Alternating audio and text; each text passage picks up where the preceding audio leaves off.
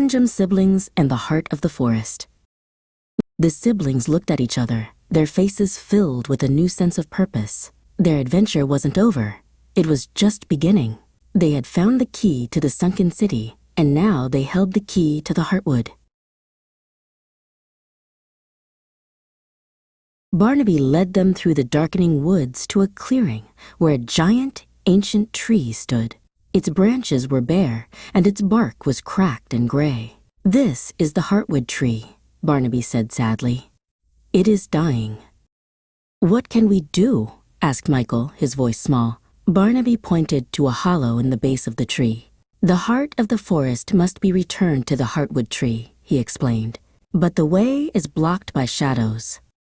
As if on cue, shadowy creatures with glowing red eyes began to emerge from the hollow. They slithered and crept towards the siblings, their hisses echoing in the quiet forest. Maya and Amaya stood back to back, ready to protect their younger siblings. Mia held the glowing acorn high. "The light," she shouted. "The shadows are afraid of the light." The golden light of the acorn flared, pushing back the darkness. The shadow creatures shrieked and retreated into the hollow. With the path cleared, Michael bravely stepped forward and placed the glowing acorn into the hollow of the Heartwood Tree. A wave of golden light pulsed from the tree, spreading throughout the forest. The leaves on the trees began to glow, and the Heartwood was saved. With the Heartwood saved, the forest burst into a symphony of light and life. The trees hummed with energy, their leaves glowing with a soft golden light. All the creatures of the forest gathered around Mia, Maya, Amaya, and Michael, their eyes shining with gratitude. Barnaby the Badger stood before them, a proud smile on his face. "You have saved us all," he rumbled. "The Heartwood will never forget your courage." A bittersweet feeling settled over the siblings. They were happy to have helped, but they knew they couldn't stay in the Heartwood forever. "We have to go home," Maya said softly, petting a small, furry creature that had nuzzled against her leg. Barnaby nodded, his expression understanding. "The portal that brought you here will take you back," he explained, leading them back to the mossy clearing. "The Heartwood's magic is connected to your world through the well. You need only to wish to be home." The four siblings joined hands in a circle in the center of the clearing. They closed their eyes and thought of home. The smell of their mom's cookies, the feel of their own beds, the sound of their dog barking. A familiar blue light began to shimmer and swirl around them. "Goodbye, Barnaby," they all called out as the light lifted them from the ground. "Thank you for everything." The badger waved a sturdy paw as they began to ascend, his form growing smaller and smaller below them. The journey back was just as breathtaking as the one that had brought them to the Heartwood. This time, as they spun through the tunnel of light, they saw flashes of their adventure. The glowing key, the sunken city, the shadowy creatures, and the vibrant, restored forest. With a final, gentle spin, they landed softly on the dusty wooden floor of their attic.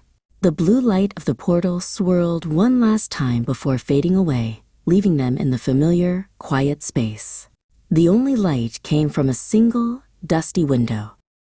Michael walked over to the old stone well and peered inside. It was just a dark, empty hole. The magical glow was gone. Did that really happen?" he asked, his voice barely a whisper.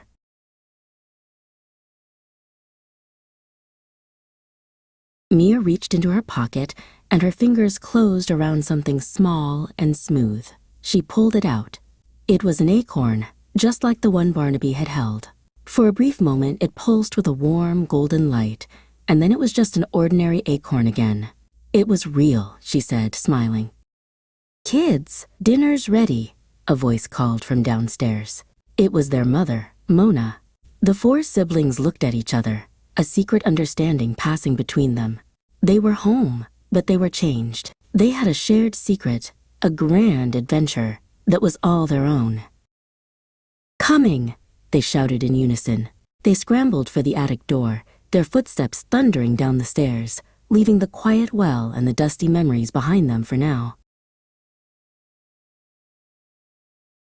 At the dinner table, surrounded by the familiar warmth of their family, their father, Alexander, looked at them with a curious smile. "So what were you four up to all afternoon?" It was awfully quiet up in that attic. Michael opened his mouth to talk about Barnaby and the Heartwood, but Maya quickly chimed in. "Oh, you know," she said with a casual wave of her hand, "just exploring, reading old books."